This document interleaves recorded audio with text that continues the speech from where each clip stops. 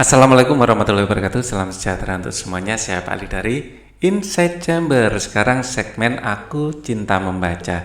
Cintalah membaca karena semakin banyak membaca, semakin banyak tempat yang kamu kunjungi.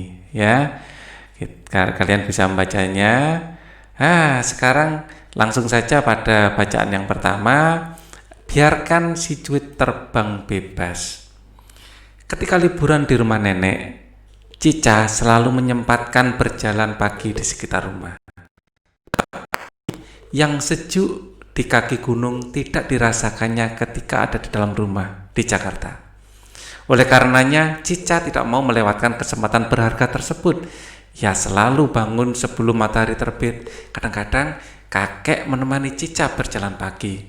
Setiap hari kakek harus mengantar telur ayam ke pasar, sehingga tidak bisa menemaninya. Ya, Cica berjalan di antara rimbun pohon dan wangi bunga di pagi hari. Semalam hujan cukup deras sehingga wangi daun dan tanah basah. Nah, ini Cica ya. Oke, kita lanjutkan.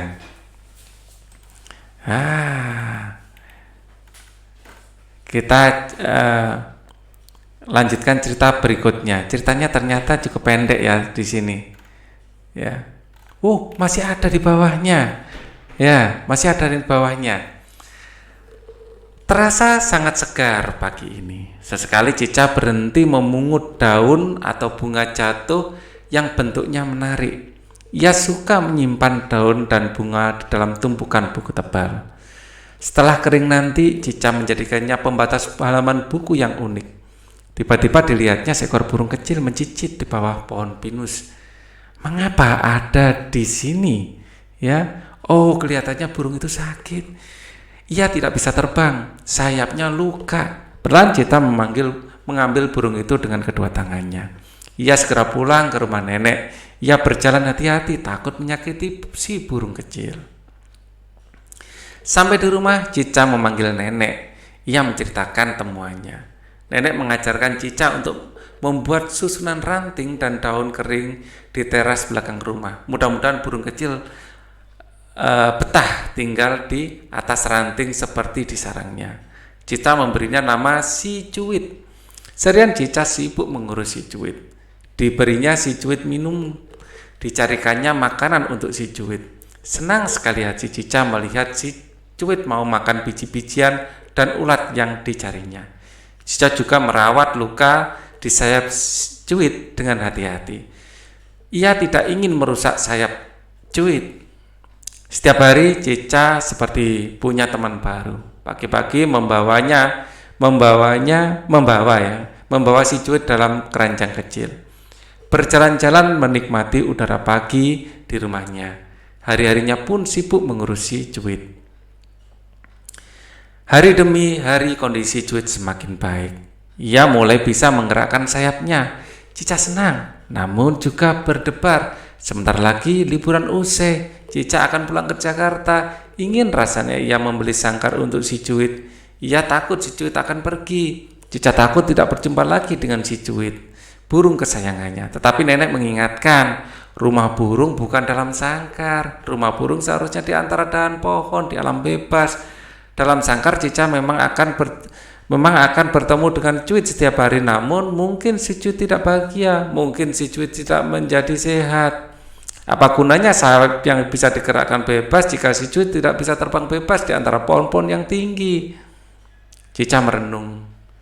Nenek benar, si cuit harus dikembalikan ke alamnya. Esok paginya Cica membawa si cuit ke tempat yang menemukannya minggu lalu. Diletakkannya si cuit di antara dahan pohon.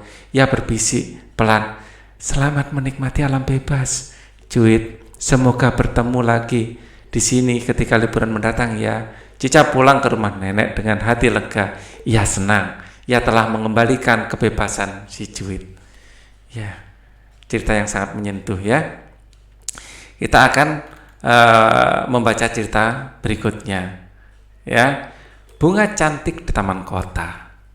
Di akhir tahun ajaran siswa kelas 4 ya. Ini saya bikin ininya dulu biar enak bacanya. Ya.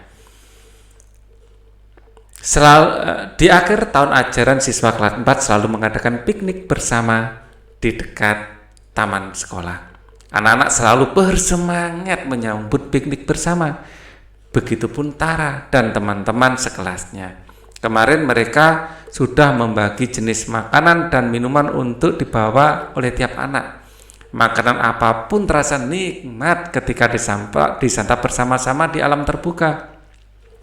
Sungguh beruntung, di dekat sekolah memang ada taman kota yang cukup luas. Berbagai bunga ada di sana. Aneka rupa, aneka warna, semerbak pula wanginya. Oleh karenanya selalu tampak kupu-kupu beraneka warna yang hinggap dari satu mahkota ke mahkota bunga lain. Siapa yang tidak senang piknik di antara bunga dan kupu-kupu? Usai menikmati makan, Lasti Kira dan Tara berjalan ke ujung utara taman kota sambil berbincang-bincang. Mereka menikmati indahnya aneka bunga di sudut taman itu. Tiba-tiba mereka melihat sekelompok anak perempuan kira-kira seusia dengan mereka. Kelompok anak tersebut terlihat bercanda-canda sambil berjalan ke arah rumput bunga bermahkota ungu. Lalu salah seorang dari mereka memetik sekuntum bunga ungu, mencium wanginya lalu membuangnya ke tanah. Kemudian mereka melanjutkan berjalan ke rumpun bunga lain, memetik sekuntum, mencium wanginya lalu membuangnya lagi ke tanah. Mereka terus melakukannya bergantian dari satu rumpun ke rumpun yang lain. Wah, tidak bisa dibiarkan. Lasti, Kira, dan Tiara sepakat untuk menegur anak perempuan itu. Setelah mengajak perkenalan, Tara memberikan diri untuk menegur dengan halus yang mengingatkan bunga yang cantik perlu dibiarkan untuk terus tetap di tempatnya. Boleh dinikmati rupanya, silahkan dinikmati wanginya, namun tidak perlu dipetik jika tidak dibutuhkan. Apalagi lalu dibuang. Kasihan sekali, bunga itu kan kehilangan kesempatan untuk terus berkembang biak. Bunga itu kehilangan kesempatan untuk membentuk rumpun bunga yang semakin lebat. Bahkan wanginya tetap bisa dinikmati tanpa perlu dipetik. Bukankah akan selalu indah bila bunga tetap ditangkainya? Kira dan Lasti juga sesekali menambahkan teguran serius namun tetap bersahabat. Kelompok anak perempuan itu tidak membantah. Ya, mereka memang tidak berniat jahat, mereka hanya tidak berpikir panjang. Mereka baru sadar apa yang telah mereka lakukan dan mengancam kelangsungan hidup bunga-bunga cantik di taman kota. Bunga-bunga cantik akan selalu ada bila manusia membiarkannya hidup pada tempatnya. Kiki dan Lala, kelinci tersayang. Sudah lama Wuli ingin punya kelinci. Entah kenapa ia suka sekali melihat kelinci putih lucu melompat-lompat. Apalagi ketika melihat telinga kelinci yang bergerak-gerak, menggemaskan. Wuli bahkan sudah membaca berbagai artikel dan buku mengenai perawatan kelinci. Ia ingin menyiapkan diri, siapa tahu suatu hari nanti ibu mengabulkan keinginannya. Betapa senang hati Wuli ketika kakek datang membawa 2 ekor kelinci berwarna putih. Untuk Wuli, kakek memang sangat sayang pada Wuli. Ia juga tahu bahwa Wuli sudah belajar banyak tentang merawat kelinci. Kakek menganggap Wuli sudah cukup besar, sudah cukup siap merawat kelincinya sendiri. Kiki dan Lala, begitu Wuli menamai kelincinya. Kiki dan Lala dibuatkan rumah sendiri oleh Mang Asep di halaman belakang. Setiap hari, Wuli akan membukakan pintu rumah mungil tersebut dan membiarkan Kiki dan Lala bermain bebas sebentar di halaman. Sebelum berangkat ke sekolah, Wuli menyiapkan biji jagung, kedelai atau kacang tanah, serta umbi-umbian yang halus untuk mereka makan. Wuli memasukkan Kiki dan Lala ke rumah mungilnya. Sebelum ditinggalkan ke sekolah, nanti pulang sekolah kedua kelinci itu akan bermain lagi di halaman belakang bersama Wuli. Di malam hari sebelum tidur, Wuli menyiapkan makanan berupa seikat wortel, kangkung, sawi atau sawi untuk Kiki dan Lala. Kelinci aktif di malam hari, oleh karenanya perlu menyiapkan porsi makanan yang lebih banyak di malam hari. Begitu juga menurut buku yang pernah dibaca Wuli. Kiki juga pernah sakit, kasihan sekali. Wuli pun dengan sabar merawatnya, memberinya vitamin yang diperolehnya dari teman ibunya, seorang dokter hewan. Senang sekali hati Wuli ketika Kiki sehat lagi, atau sehat kembali.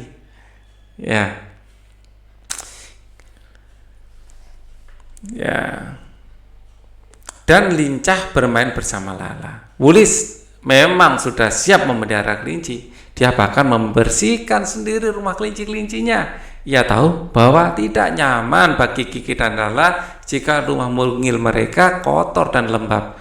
Oleh karenanya Wuli meminta Mang Asep membuat rumah mungil di bagian halaman yang terkena sinar matahari pagi. Semua sudah terpikirkan oleh Wuli. Terlihat sesekali Kiki dan Lala senang dan sehat tinggal bersama Wuli. Memelihara hewan memang menyenangkan. Walau tidak mudah, Wuli harus siap bertanggung jawab dan siap melimpahkan kasih sayang. Kerja bakti di kebun kelas. Di sekolah Dira, setiap kelas memiliki sepetak kebun kelas. Jenis tanaman yang dipelihara di kebun kelas disepakati bersama oleh semua siswa di kelas. Dira dan teman-temannya sepakat untuk memilih sepetak kebun sayur. Mereka berdiskusi dengan Pak Wira, guru kelas mereka, untuk menemukan jenis sayur yang dapat mereka pelihara bersama. Mereka pun memutuskan untuk memelihara tanaman sayur bayam dan kangkung. Selain mudah dalam pemeliharaannya, masa tanam hingga panen kedua jenis sayuran tersebut cukup singkat, kurang lebih 3-4 minggu. Mereka sudah dapat menikmati hasil panennya. Semua siswa kelas membawa 1 buah pot untuk diletakkan di kebun kelas. Bibit kangkung dan bayam dicarikan oleh Pak Wira. Semua siswa melakukan penanaman mandiri yang didampingi oleh Pak Dudi, tukang kebun sekolah. Cukup mudah menanamnya. Setelah itu Dira dan teman-teman membuat jadwal piket pemeliharaan. Mereka mengatur sendiri agar semua siswa memperoleh jadwal penyiraman pagi dan sore setiap hari. Setiap sore pun ada siswa yang harus datang kembali ke sekolah untuk menjalankan tugas menyiram tanaman. Di hari Sabtu dan Minggu pun siswa bergiliran datang untuk menyiram. Begitupun jadwal pemberian pupuk, mereka mengaturnya sendiri. Semua siswa harus terlibat dalam mengelola kebun kelas. Seminggu setelah ditanam, ternyata tanaman bayam dan kangkung mulai meninggi, kering kerontang. Kering kerontang karena panas matahari yang menyengat. Dira dan teman-teman sempat sedih, namun Pak Dudi dan Pak Wira mengingatkan mereka untuk tetap bersemangat. Memelihara tanaman memang sesekali akan menemui masalah, namun mereka harus belajar dari masalah yang ditemui. Jangan mudah menyerah, jangan mudah menyerah ya. Dira dan teman-temannya kembali membangun semangat. Mereka melakukan penanaman ulang, memelihara lagi dari awal. Sebulan kemudian mereka memetik hasilnya. Kangkung dan bayam yang di kebun kelas tumbuh subur hijau segar. Panen sayur dilakukan bersama-sama oleh Dira dan teman-temannya. Ibu Dira dan ibu-ibu yang lain datang di hari panen. Mereka membantu Dira dan teman-teman memasak sayur bayam dan tumis kangkung untuk dimakan bersama. Beda rasanya makan sayur hasil panen dari kebun sendiri. Beda rasanya makan sayur hasil kerja bakti di kebun kelas, lebih nikmat. Ya. Bakal buah perlu dijaga. Pohon mangga di depan rumah kakek Topo terlihat sangat menggoda mata. Pada buah hijau mungil mulai banyak bergelantung di dahan-dahan. Sungguh menggoda, namun memang belum dapat dinikmati, belum cukup besar, belum cukup matang. Sore hari ketika waktu anak-anak bermain sepeda, pohon mangga tersebut sering menjadi sasaran keisingan anak-anak. Seperti sore itu, ketika kakek Topo sedang bersantai minum teh di teras depan, dilihatnya sekelompok anak bersepeda melompat-lompat di bawah pohon mangga. Mereka memetik bakal buah yang masih mungil itu. Tidak hanya satu, banyak, malah ada seorang anak yang membawa kantong plastik untuk menampung hasil petikannya. Wah, kakek Topo bergegas ke depan rumahnya. Tidak lantas diusirnya anak-anak itu, namun mengajak mereka mengamati bakal buah yang sudah mereka petik. Lihatlah, perhatikanlah, bakal buah ini belum menjadi buah yang matang, yang bisa kamu makan. Untuk apa kalian ambil? Hanya untuk masak-masakan ya? Atau malah hanya untuk main timbuk-timbukan? Kakek Topo bertanya lembut kepada anak-anak. Anak-anak itu diam, tidak menjawab. Sesungguhnya benar yang diduga kakek Topo. Mereka mengambilnya untuk bermain masak-masakan dan bermain adu lempar. Melihat tidak ada jawaban, kakek Topo menambahkan, jika saja bakal buah ini kalian Diamkan di tempatnya, dan tempatnya bergantung, dia akan berkembang menjadi besar. Semakin besar akhirnya siap dipetik, siap dinikmati, pasti enak rasanya. Aku merasakannya setiap tahun. Manis, kakek Topo berbicara serius sambil memegang beberapa bakal buah yang terlanjur dipetik. Nanti setelah kamu makan daging buah mangga yang manis itu, kamu bersihkan bijinya, lalu kamu tanam lagi di tempat yang kamu suka. Sabarlah menanti, beberapa tahun kemudian kamu akan melihat sebatang pohon mangga yang sama besarnya dengan pohon mangga ini. Pohon mangga ini juga akan memberikan buah yang sama enaknya dengan pohon mangga dari pohon ini. Ya, percayalah, kakek Topo terus saja berbicara. Ia tahu anak-anak mendengar dengan seksama. Walaupun terlihat agak takut, mereka takut kakek Topo marah. Namun kakek Topo tidak ingin marah. Ia tidak ingin ia ingin anak-anak itu belajar, maka ia pun terus berbicara. Hitung saja berapa banyak bakal buah yang sudah kalian petik. Artinya berapa buah calon mangga yang sudah tidak jadi tumbuh berkembang. Sayang kan? Jangankan berpikir pohon mangga, buah mangga manis yang sebentar lagi dapat dinikmati pun berkurang jumlahnya karena terlalu cepat dipetik. Ya, lain kali berpikir bijak sebelum bertindak, ya. Kakek yakin kalian sudah belajar di sekolah mengenai tumbuh kembang tanaman.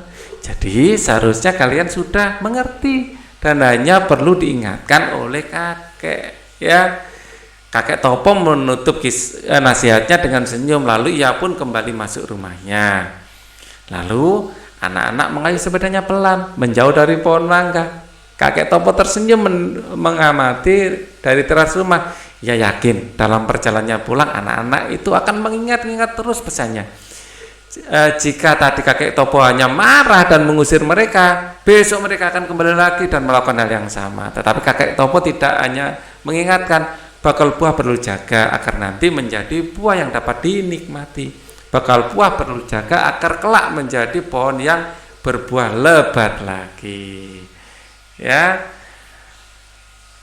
Nah, ini adalah akhir cerita dari Gemar Membaca. Kita akan ketemu lagi pada tema berikutnya, ya, tema 4 untuk kelas 4. Jadi linknya ada di bawah untuk melihat video-video yang lain di kolom deskripsi. Thank you for watching. Wassalamualaikum warahmatullahi wabarakatuh.